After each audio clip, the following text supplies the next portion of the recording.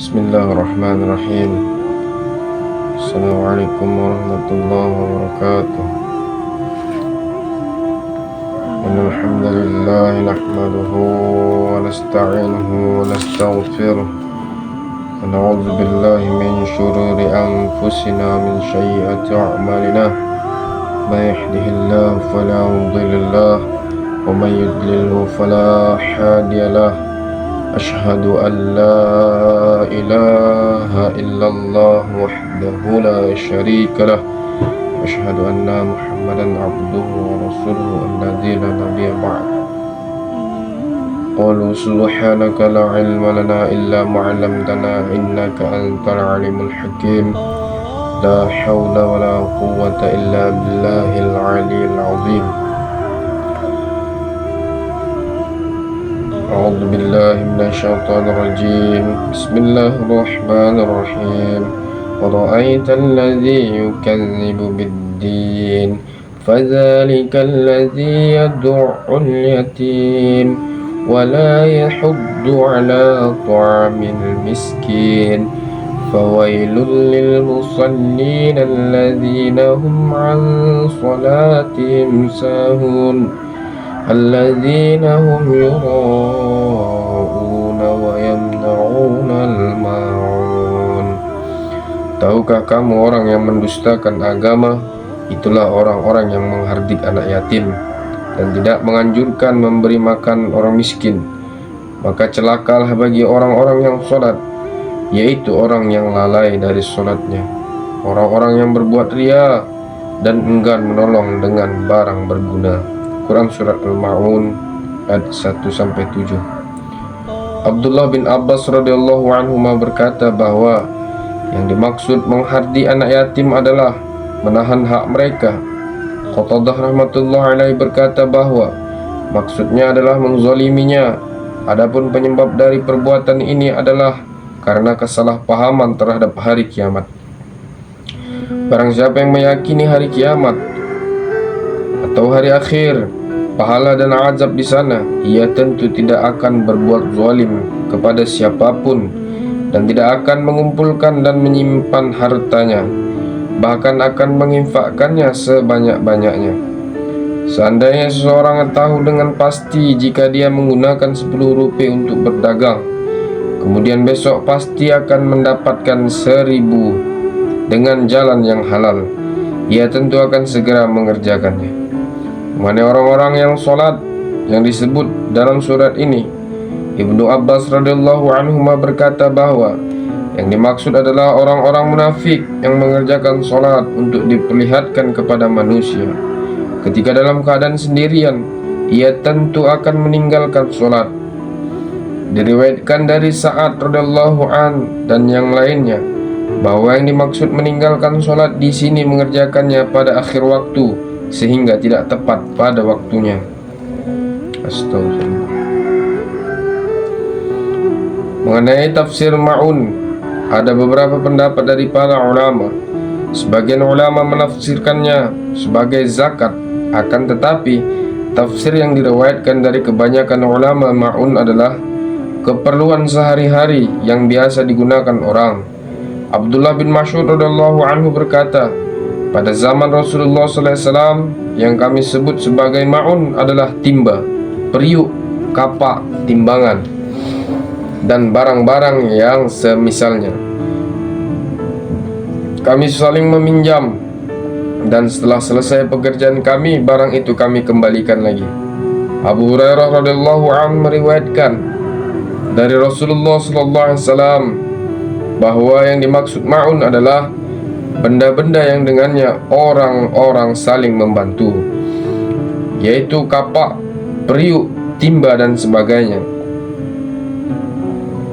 Masalah ini juga banyak disebutkan dalam beberapa riwayat. Ketika seorang bertanya kepada Ikrimah radhiyallahu anhu tentang arti ma'un, ia berkata bahwa artinya adalah zakat dan paling sedikit adalah membeli tali, timba, dan jarum. Dari kitab Durrul Mansur. Dalam surat ini telah diperingatkan mengenai beberapa perkara. Di antaranya adalah peringatan khusus mengenai anak yatim. bahwa di antara sebab-sebab kebinasaan adalah menghardi anak yatim dan mengusirnya. Banyak sekali orang yang menjadi wali bagi anak yatim, lalu mengaku menjadi pewarisnya dan menggunakan harta mereka untuk keperluan pribadinya. Dan bila anak yatim itu menuntut haknya, ia justru dihardik, maka tidak ada keraguan lagi tentang kebinasaan dan azab yang pedih atas mereka. Inilah asbabun nuzul dari surat ini. Dalam Al-Quran banyak sekali terdapat ayat-ayat yang diturunkan untuk membicarakan masalah ini dan berbagai peringatan berkenaan dengan anak yatim. Dan dalam surat yang lain Allah Subhanahu wa taala berfirman, Bismillahirrahmanirrahim, wa bil walidaini ihsana wa dzil qurba wal yatama wal masakin. Dan berbuat baiklah kepada ibu bapa, kaum kerabat, anak-anak yatim, dan orang-orang miskin. Quran surah Al-Baqarah ayat ke-83. Wa atal mala ala hubbihi zawil qurba wal yatama wal masakin. Dan memberikan harta yang dicintainya kepada kaum kerabatnya, anak-anak yatim, orang-orang miskin. Dalam ayat lain Allah Subhanahu wa taala juga mengatakan, "Qul ma anfaqtum min khairin falil walidaini wal aqrabin wal yatama." Katakanlah, apa saja harta yang kamu nafkahkan hendaklah diberikan kepada ibu bapa, kaum kerabat, dan anak-anak yatim. Quran surat Al-Baqarah ayat 215.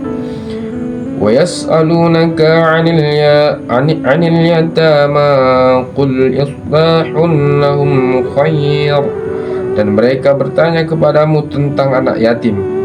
Katakanlah, mengurus urusan mereka secara patut adalah baik. Quran surat Al-Baqarah 220. Wa atul yatama amwalahum. Dan berikanlah kepada anak-anak yatim yang sudah baligh harta mereka.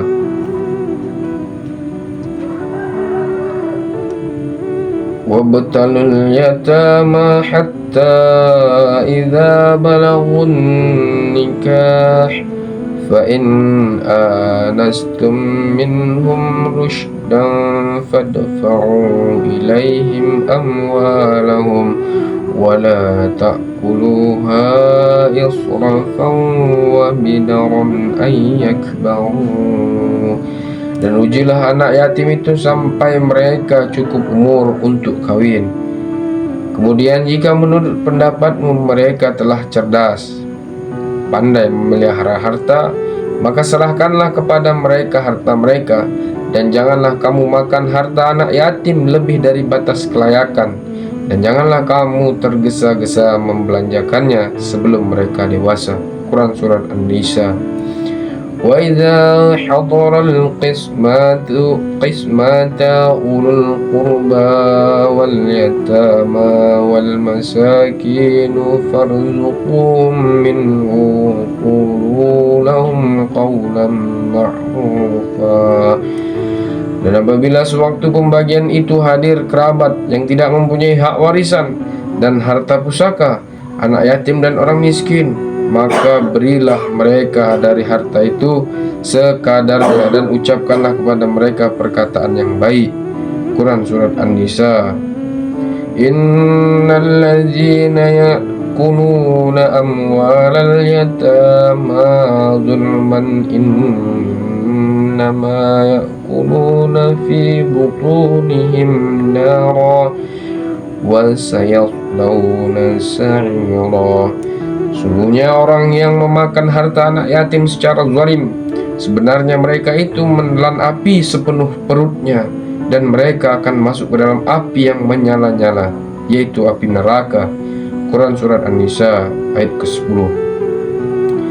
Wa bil walidaini ihsanan wa bidzil qurba wal yatama wal masakini wal jari dzil qurba wal jaril junubi was sahibi bil jambi wa ibnis sabil wa ma malakat aymanukum innallaha la yuhibbu man kana mukhtalan fakhura.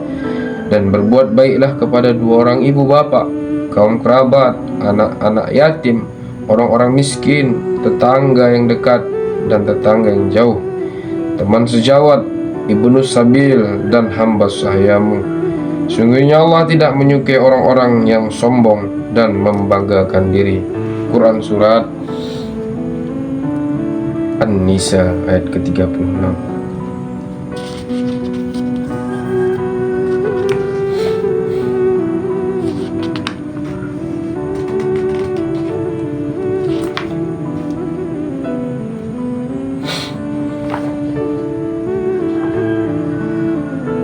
Contoh kita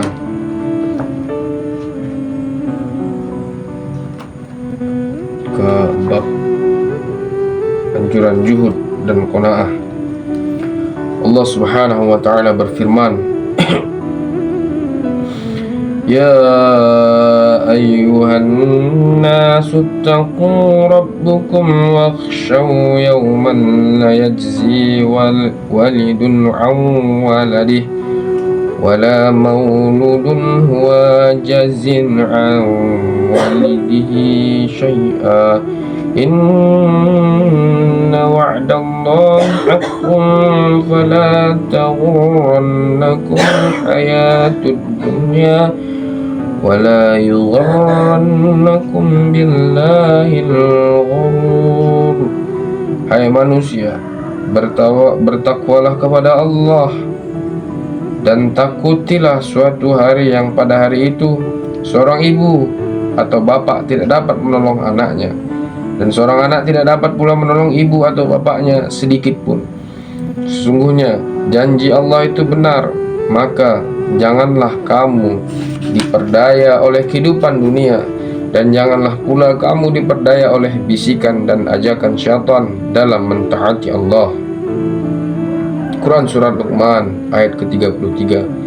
Allah juga berfirman, فَإِذَا جَاءَتِ الصَّاخَّةُ يَوْمَ يَفِرُّ الْمَرْءُ مِنْ أَخِيهِ وَأُمِّهِ وَأَبِيهِ وَصَاحِبَتِهِ وَبَنِيهِ لِكُلِّ امْرِئٍ مِّنْهُمْ يَوْمَئِذٍ شَأْنٌ يُغْنِيهِ. Maka apabila datang suara yang dahsyat, tiupan sangkakala yang kedua, pada hari ketika manusia lari dari saudaranya, dari ibu dan bapaknya, dari istri dan anak-anaknya, setiap orang dari mereka pada hari itu mempunyai urusan yang cukup menyibukkan. Quran Surat Abasa. Dalam tafsir ayat suci ini, Qatadah rahmatullah alaih berkata bahwa pada hari itu setiap orang akan takut dan khawatir bila berjumpa dengan orang yang dikenal, kalau ia akan meminta atau menuntut sesuatu darinya. Masalah ini banyak dibicarakan dalam Al-Quran. Di dalam surat Al-Baqarah, Allah Subhanahu wa ta'ala berfirman, وَاتَّقُوا يَوْمًا لَا تَجْزِي نَفْسٌ عَنْ نَفْسٍ شَيْئًا وَلَا يُقْبَلُ مِنْهَا شَفَاعَةٌ وَلَا يُؤْخَذُ مِنْهَا عَدْلٌ وَلَا هُمْ يُنصَرُونَ. Dan peliharalah dirimu dari azab hari kiamat, yang pada hari itu seorang tidak dapat membela orang lain yang berdosa sedikit pun dari balasan azab, dan tidak diterima syafaat dan tebusan darinya, dan mereka yang bersalah itu tidak akan diberi pertolongan. Quran Surat Al-Baqarah ayat ke-48. Dalam ayat suci ini telah dinafikan semua penyebab pertolongan untuk menolong siapapun. Hanya terdapat 4 cara saja, yaitu yang pertama, seorang yang berkuasa ikut mencampuri dan mencegah bencana tersebut dengan kekuatannya. Cara pertolongan ini telah dinafikan karena mustahil bagi siapa saja untuk melakukannya. 2. Tanpa kekuasaan, yaitu ia ingin mencegah bencana atau memberikan pertolongan. Dalam hal ini ada 2 cara. Yang A, tanpa tebusan ini adalah pembelaan. B. Dengan memberi tebusan. Hal ini juga dengan dua cara. Yang pertama, tebusan dengan dirinya. Yang kedua, tebusan dengan hartanya. Semua cara tersebut telah dinafikan dalam ayat ini. Demikian juga ayat-ayat lainnya telah menyebutkan tentang masalah ini, yang dinyatakan dengan berbagai cara. Suatu hal yang perlu diingat adalah bahwa orang-orang kafir dan orang-orang Islam yang berdosa tidak akan sama pelayanannya. Para ulama telah sepakat bahwa orang-orang kafir tidak akan dapat bebas dari azab sama sekali, walaupun Nabi atau malaikat muqarrabin dapat memberikan syafaatnya. Untuk orang Islam yang berdosa ada azab yang demikian itu, tetapi hal itu untuk waktu tertentu saja. Setelah itu mereka akan diizinkan untuk menerima syafaat. Dalam beberapa ayat Al-Quran telah disebutkan mengenai hal ini. Salah satu di antaranya adalah firman Allah Subhanahu wa ta'ala, "Yawmaidzin la tanfa'u syafa'atu illa man adzina lahu rahman." Hari itu syafaat siapapun tidak akan memberi manfaat kecuali orang-orang yang telah dibenarkan Allah Subhanahu wa ta'ala untuk memberi syafaatnya. Quran Surat Toha ayat ke-109. Alhamdulillah, kita telah dengar bagian daripada hadis-hadis Nabi dan firman Allah Subhanahu wa ta'ala, tafsiran para ulama-ulama kita. Maka kita yang dengar, semoga ini menjadi ittiba' dalam diri kita, akan menjadi perbaikan dalam diri kita. Semakin hari kita semakin baik, semakin soleh, semakin dekat kepada Allah, semakin mengakui kesalahan kita, semakin terbuka rahasia dalam diri kita. Dan jangan kita semakin belajar, semakin terbuka rahasia diri orang.